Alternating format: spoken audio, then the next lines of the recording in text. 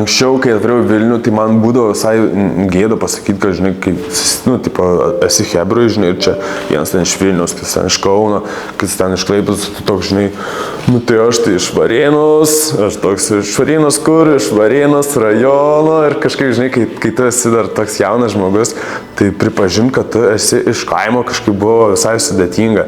Dabar aš visai didžiuojasi, kad jo, aš esu iš kaimo, Varėnos rajono, Žilinų.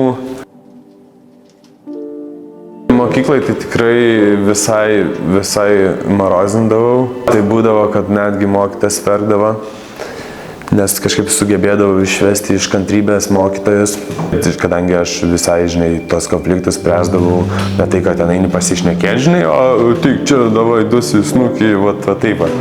Dabar atsimenu dar tokią istoriją, kažkada tai likau po pamokų, sėdžiu, žinai, po pamokų ir taip atvaro vieno klasioko mama. Ir pradėjo pasakoti mokytojai, va, sako, čia vienas tai yra toks klasiokas, sako, pizda, grįžta Kęstutis, visas šlapės, karočią, taip, visas šlapės, sako, apsiverkęs, sako, ten, nu, žodžiu. Ir aš suprantu, kad apie mane čia pasakoja, ir aš toks, tipo, sėdžiu, galvoju, Mokykloje irgi būdavo taip, kad ten kokia nors istorijos pamoka, ten aš kažką ten beleką, žinai, šneku, arba ten kažką darau, nu visiškai blaškau dėmesį kitų klasiokų. Tai man būdavo mokytas sakydavo, sako, Valdai, piešk. Kokia nors pamoka, aš tiesiog ten, žinai, piešiu, ten kokius Sangokus ar Super Saiyanus, žinai, ten. Šeštadieniais tiesiog varydavom medžioklę, varydavom, kad užsidirbtume 10 litų. Tai visą dieną atvarai ten po miškus pralakstai, pasiimi tos 10 litų už varavavimą ir prisiperki tauro pilsnerio, ten Džemaikos, prigerdom ir tada, ką žinau, ieškodom problemų, prie ko prisikabint, pasimušt, nes šokius kažkaip būdavo ne tai, kad pašokt varai, o varai pasimušt, žinai, toks kažkoks tai vaibas kultūrnamių kaimo šokių yra tas, kad atvarai pasimušt.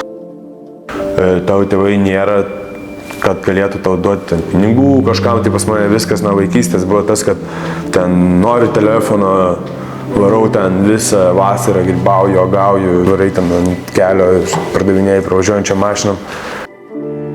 Aš manau, aš dabar suaugęs supratau, kad čia, žinai, labai aplinka ta, mano, nu, tipo, ir patėvis, motina, žinai, konfliktus spręsdavo, ne visą laiką ten pasišnekėdami būdavo ir muštynių ir visko, kur ten mes vaikystėj matydavom tokių dalykų, kur, nu, tikrai, būdamas tėvas, nenorėčiau, kad mano vaikai matytų tokius bairius. Tai vat, gal ir iš to parėjo, kad, nu, nemačiau to normalaus pavyzdžio, kaip reiktų iš tikrųjų spręsti konfliktus, kad galima, žinai, pasišnekėti tvarkingai, normaliai. O tiesiog, žinai, paprastai, o tai čia į snukį ir viskas visiems aišku, žinai.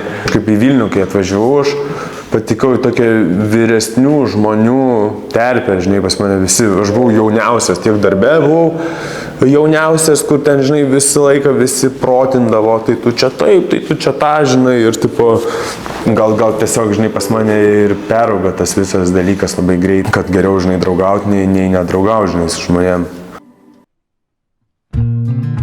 Tai viskas gimė nuo to, kad 17 metų įsidarbinau į spaustuvę. Tuo metu toj spaustuvėje jau dirbo mano draugas iš kaimo, Airidas. Ir jam parašiau, sakau, klausyk, sakau, nereikia pas jumis darbuotojų vasarai padirbti. Tas pasiklausė, nu, viršininko. Aš sako, jo, atvaryk. Tai atvariau pokalbį, pasikalbėjau. Dar kaip dabar atsimenu, atvariau pokalbį ir sako, o skiri spalvas? Sakau, taip, skiriu spalvas.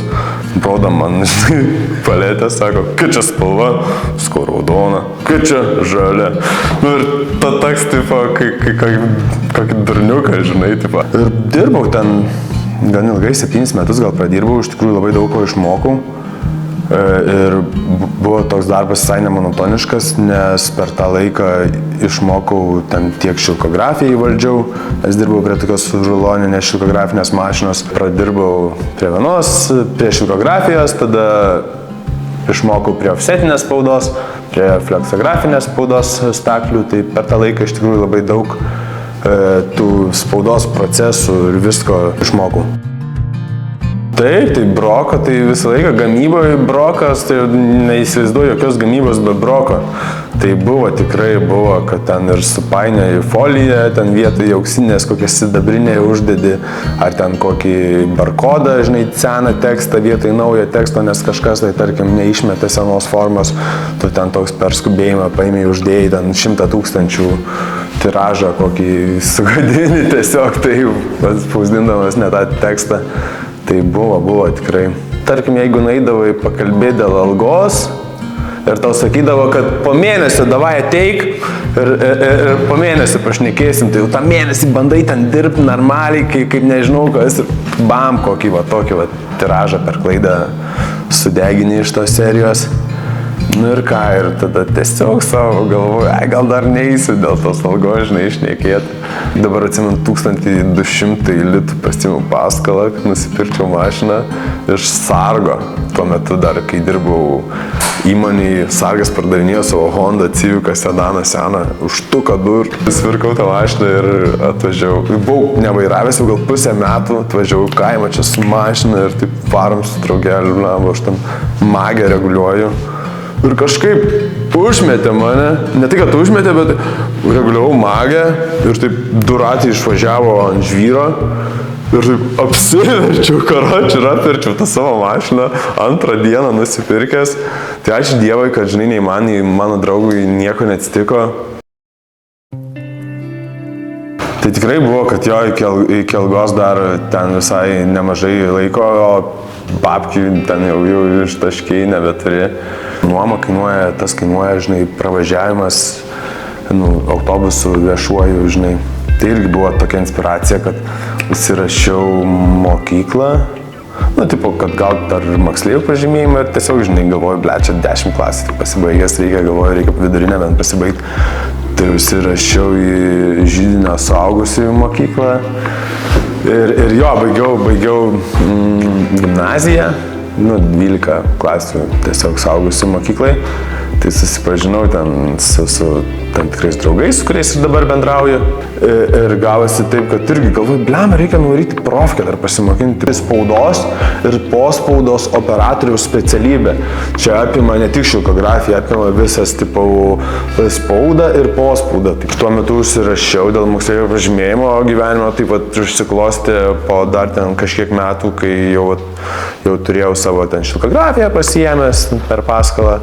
Ir tada, kai rašiau ES projektą, man visas tas dalykas, kurį jau profkė tuo metu dėl moksleivio pažymėjimo, pridėjo balų būtent mano tam projekte, nes aš jau kvalifikuotas specialistas, kuriu savo darbo vietą. Ir tiesiog 7 metai praėjo ir suvokiau, kad blemą reikia kažką keisti. Tiesiog, nes mano pirmas darbas, aš jau čia dirbu žiauriai daug, žinai, 7 metai. Ir tuo metu susikūriau CV, žinai, ten pats susikūriau kaip galėjau, taip susikūriau tiesiog, žinai, aprašiau, ką tuo metu, žinai, kokias spaudos būdus moku. Ir man paskambino tokios įmonės, pakvietė, sako, žiūrėk, mes tau mokėsim daugiau. Sako, tu čia dar ne tik, žinai, spausdinsi, bet sako, čia ir ten, žinai, dėliosies, ten planiukus, ir galvoju, jėga, čia, žinai, ne tik kažką, žinai, bet čia kažką ir darysiu be spaudos. Ir atvarau šitą įmonę ir taip man atveda mane parodą, sako, staklės. Ir sako, čia, žinai, pasidedi, čia brauki ranką. Tai man buvo toks, kaip iš kokio nors Starcrafto į tokį akmens amžių persikeli, kur, žinai, anksčiau ten valdydavau staklės, belė kokias automatinės, ten vienoj pusėje pasidedi medžiagą, kitoj pusėje ten etiketė, žinai, su visokiais ten blizgučiais, ten, žodžiu, su belė kiek visko. Ir į tokį dalyką, kur tu ateini, žinai, ten ranką brauki dažus. Pradėjau dirbti to įmonėje, būtent prie šilkografijos ir būtent prie spaudos ant tekstilės. Ir tiesiog dirbau ir tuo metu jau kažkaip pradėjau vaikščioti į vakarėlius, ten į tūsus, reivus. Ir būdavo taip, kad tiesiog lieki po darbo, žinai, pasiimi ten savo marškinėlius, pasidarai kažkokį printą. ir varai su tais marškinėliais, žinai, tūsa toks, tipo, o aš čia pat pasidariau, žinai, ir viskas nuo to kažkaip prasidėjo, kad labai kažkaip tiesiog pradėjau, žinai, savo ten pasidaryti, žinai, draugam pasakot, kad čia, žinai, printinu dalykus. Nu ir taip ir viskas ir peraugo, kad pradėjau labai domėtis ir pradėjau tiesiog pats norėti eksperimentuoti ir daryti, tiesiog ne tai, ką tau liepia, o tai, ką tu nori. Ir kadangi, žinai, dirbi įmonėj, tai nėra taip, kad tiesiog, žinai, atvarai ir ten darai savo kažkokios dalykus, kad turi daryti tuos, kokie užsakymai ateina. Tai tada pradėjau domėtis. Daugiau netgi domėtis dabar, kaip atsimenu, pas mus ten darbų vadovė tokia buvo ir aš kaip tik, žinai, tar ateidavau ir klausdavau daugiau dalykų, negu man ten reikia. Ir manęs ten sako, Valdai, what the fuck, tipo, kodėl tu klausinėjai dalykų, kur tau net nereikia, žinai, o aš jau tada visą tą patirtį jau kaupiau ne tik, tiesiog jau įsivaizdavau, kaip pats viską darau. Galiu pasakyti, visą laiką, kai dirbau kažkam, tai nebuvo taip, kad tų pinigų visą laiką būtų, nes visą laiką susirandi, kur juos išleisti.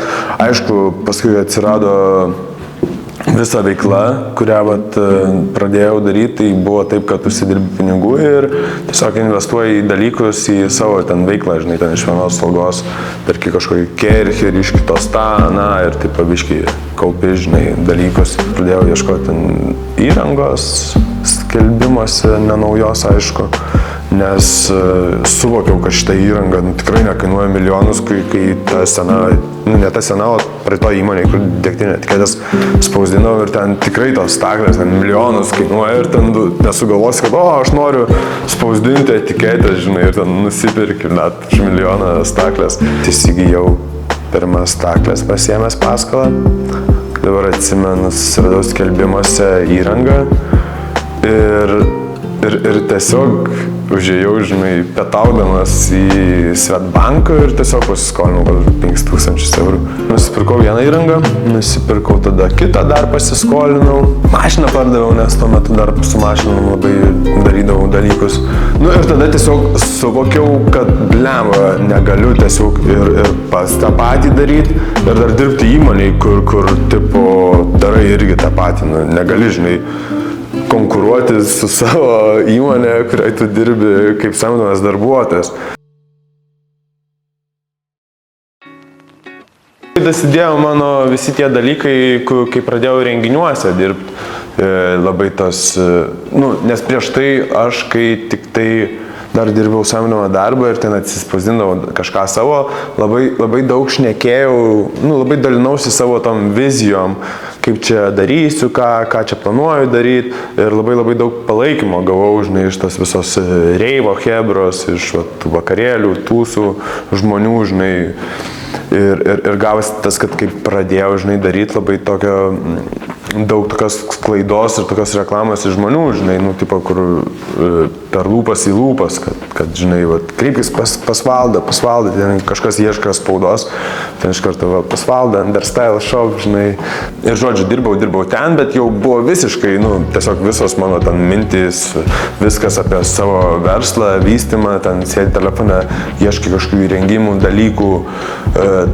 Ir tiesiog, visiškai koncentracijos nėra į tą darbą, kokį dirbau ir taip gavosi, kad buvo antra pamaina mano ir taip mane pasikviečia lyrikas ir sako, Valdai, matau, kad čia visiškai nesisidomėjęs, sako, žiūrėk, aš tau sumoku pinigus dabar ir tu laisvės. Aišku, iš pradžių tų užsakymų, kaip dabar ten kitom įmonėm, muzikos grupėm darau, tai nebuvo, labiau, žinai, buvo viskas iš to, kad ten per renginius pardavinėjai, žinai, šiaip dar ten kažkam kažką padarai. Po truputį ir taip išsivažiavau. Understyle pavadinimas kilo iš Underground, tai toks trumpinys, atsimenu, dar pasitariau su draugėlis, sakau, ką manai, tas sako, davai trumpesnį padaryk, nes kaip tai Underground Style, labai ilgai skamba, tai bet gimė toks Understyle. Bet čia visas šitas dalykas, tai čia yra labiau mano tas mano ten tipo dizainai ir panašiai, o šiaip mano įmonė tai tiesiog šilkografijos studija vadinasi. Aišku, suprantu, kad daug kur dar nesudirbu, kas liečia ten reklamą ir panašiai, tai labai dabar į tai akcentuosiu, nes dabar, kai perskrušiu į naują studiją, žymiai daugiau reikia mokėti už nuomą ir už visus kitus dalykus, kaip komunaliniai ten ir panašiai. Tai labai motyvuoja neatsipalaiduoti, nes prieš tai savo studijai, kai dirbau, tai ten mano mėnesinės išlaidos ant nuomos ir ant ten visų mokesčių buvo ganėtinai nedidelės, tai galėdavau ten ir pačilinti, žinai, daugiau. Dabar tai tokia yra toks biški pati pradžia ir toks stimulas veikti, neatsipalaiduoti. Draugelis būna, sako, blema, Valdai, tu prioritetą susidėliok, sako, klijuoji ten kokius nors centus ant manikeno, sako, blema, pasileistum reklamą, žinai, kuri tau veiktų, dirbtų. Tai yra tas pas mane toks prioritetų nesusidėliojimas, nes kartais tiesiog patinka daryti dalykus, o ne tuos dalykus, kurie man atneštų kažkokią naudą.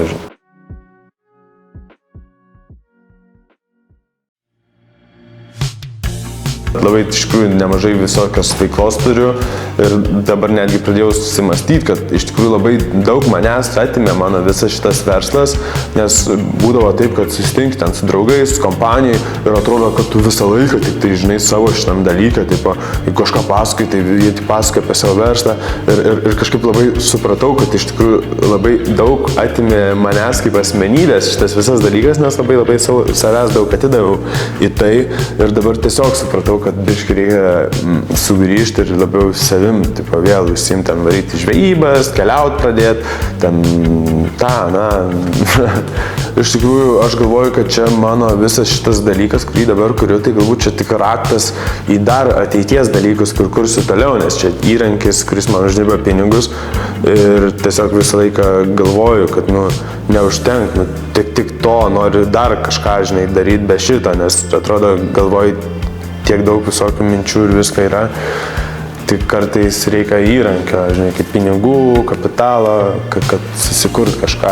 O šiaip misija, vizija yra dabar tiesiog susisteminti dalykus, kad pradėtų dirbti žmonės, nes iš esmės manau, kad verslas turi būti toks, kad ne tai, kad tu viską darai, o toks, kad tu sukuri dalyką, tarkim, sukuri darbo vietą, ten vieną, kitą, trečią, tai vat mano ateities planas yra sukurti darbo vietą ne savo kažkam ir labiau susisteminti šitą visą dalyką, kad manęs net nereikėtų, kad visas šitas procesas vyktų. Tikrai turiu daugam padėkoti, ypač labai daug susipažinau su chebra iš vakarėlių, tai tikrai iš tų pačių vakarėlių, iš tų reivų atsirado žmonių, kurie ten padėjo ir kanalizaciją, kas praeitoj studijoje, ir ten atsiveš dalykus ir tą, tai labai iš tikrųjų ačiū chebrai, nes be jų tai nebūčiau tiek pasiekęs, kiek dabar turiu. Norėčiau patarti žmonėm, ypač tiems, kurie kažką galvoja, tai mažiau galvot, o daugiau daryti, nes niekada nebus taip, kad